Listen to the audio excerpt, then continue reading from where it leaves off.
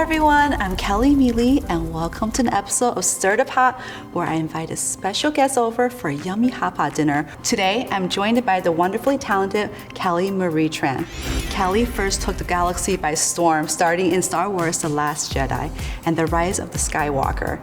She then served as Disney's first Southeast Asian princess Raya in Raya and the Last Dragon. Kelly is stopping by the Golden TV studio to take on my mom's spices and to share her experience leading Andrew On's reimagining of the Wedding Banquet.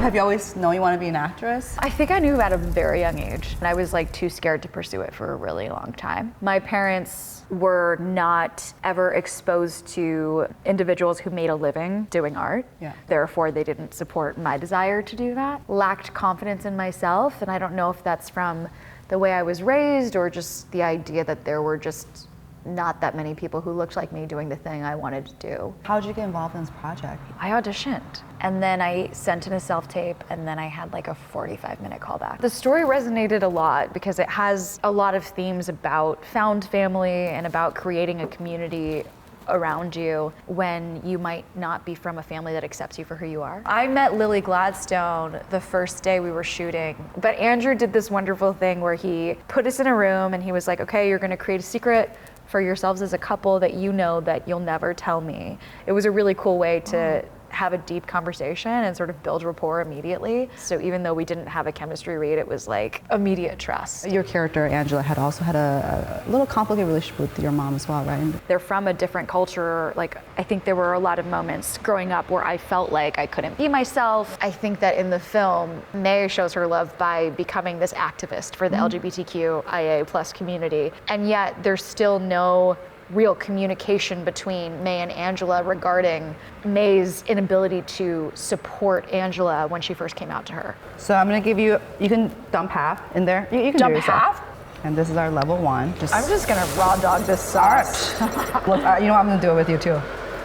How is it working with Bo and Yan? Because you the characters, you guys' relationship has a very special relationship. Yeah, he's like the most generous, authentic. I love him. Have you always wanted to do comedy? Well, before I became a working actor, I was doing improv and sketch comedy, and I started doing college humor stuff. And then I started auditioning for sitcoms and getting like little tiny things here and there. And when I say little, I mean like one line. I was like, one day I'm gonna be on a sitcom, and that's like the dream. And I'm completely excited and happy about that being my life. But yeah, I love comedy. How was the premiering experience for you on Sundance this year? Amazing. I'd never been to Sundance before. Was it your first time? Yeah, it was my first time, and I just had the best time. Oh my God, so cool you get to be there first time and for your film premiere. I know. I'm grateful. It's been a wild year, and I'm just like, I can't believe still that I get to be a part of this movie. It's unreal. You want to do number 2? Sure. You're like, I'm just gonna raw dog this. I'm like, okay, that's Sure. number 2. Sure, dude. Okay, I'll get the half. Cheers. Let's go. Cheers. Really good. Are these spices the same and you're just adding more of the same, or are they different every They're little different box? chili powders. Got it. Yeah. One of the things you said is about, this film is so much about love, which I think can resonate with a lot of people. What are some ways that you show love to those around you and to yourself as well? What was Quality yours? time and physical touch are my two. Is it how you receive love or how you show love? I think I probably do all of them. And then the other question was self-love. Turning off my phone, sitting on the couch, and getting all my favorite snacks and binge watching a show and not talking to anybody. That's like one of my favorite things to do. Yeah. We're always learning. We're always learning. You know what I'm excited about? Number 3. All right. All right, you ready? Are we doing this together? Yeah. Ooh, you got each bite here. It like goes up into the nose. I saw an interview that you did, and that I think I really connected with you because you talk a lot about mental health. How do you navigate toward that and then setting boundaries, and what have you done to set those boundaries? What I realized was that I didn't want to sacrifice my mental health if it furthered my career. Does that make sense? Like, I think 100%, sometimes 100%. we're pressured to just do everything, take everything. Yep. Recognize like when I'm too tired or when I read something that I'm like, I'm not really connected with this. Yeah. And just being honest about whatever that inner voice is saying. And I found that that was easier when I didn't give the voices of others so much power. I was raised in a family where I was taught that external validation is really important, and what other people think is more important than my own happiness. Right. And I don't want to live my life that way. I think it's whatever we have to do to make sure our mental health is good, because that's really priority. Mental health was something that we've never talked about growing up, and I didn't even realize it's a thing. I'm so happy that in today's society, more and more people are talking about it and more open about it. Let's do number 4. I'm excited. I'll let you do number 4 first. Thank you. And do you have any advice for people that's coming into the industry? Everyone's journey is so individual and so specific. I don't want to give sort of generalized advice, but I guess I can speak from my own experience and maybe reframe the question as what I would tell myself when I was younger. 1, you are enough. 2, you deserve to be here. 3, you have things to offer. And 4, it gets better. I love that. Do number 4. Cheers. Cheers. You're almost there. You're almost at the end. Cheers. My favorite scene in the film was when you and Chris's character, after you guys have fights with your partners and you're at a club, and you guys looked at each other, spilled out all this insecurity about, you know, and you guys looked at each other, it's like, I see you. That moment, I think there were so many layers to it of different emotions, but also humor. That was my favorite scene. Yay! Oh, that was so fun. Okay, keep eating, because we're gonna do number 5.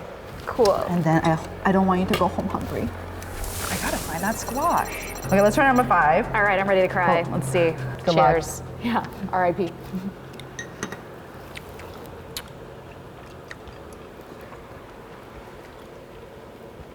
I do have to say, I can feel that I'm like sweating a little from it. Delicious. What's your dream project next? You've done so much. Okay. I love being able to go in and out of different genres and mediums. I think that as an actor is really exciting to me. I want to play different types of characters. I want to be in different worlds. I would love to do a musical. Musical? I would die to do a musical, yeah, it's my dream. I really want to do a sitcom, like a single camera. Do you sing as well? Yeah, I actually started in musical theater. I auditioned for a bunch of schools, and my parents were like, no. And there was a moment when I was afraid of it. I was like, maybe I can't be an actor. So then I was like, I'll go to law school. I took a few law classes and hated them. And then when I was in LA, I was working a bunch of jobs to put myself through college. And one of them was working at a headshot studio. And that was the first time that I was exposed to anybody pursuing acting. And that's kind of how I started to believe in myself. And that's like the thing we were talking about before. I do think we're living in a world that teaches specific types of people that they can't be certain things. Right.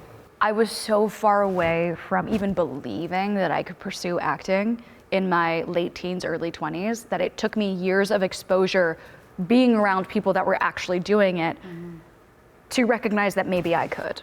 Yeah. Like, that's crazy to me that, you know, if I had taken a couple steps in a different direction, there's a world where I never would have believed that I could even pursue it, and I would not be sitting here having Hotpot with you.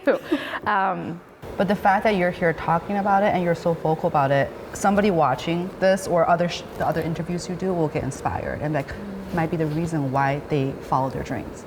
You know, so I love that. Thank you so much for coming by. I really enjoyed this, and I'm so excited for the world to see Wedding Banquet. By the way, like it's so well done. It really was. Thank you. Yeah.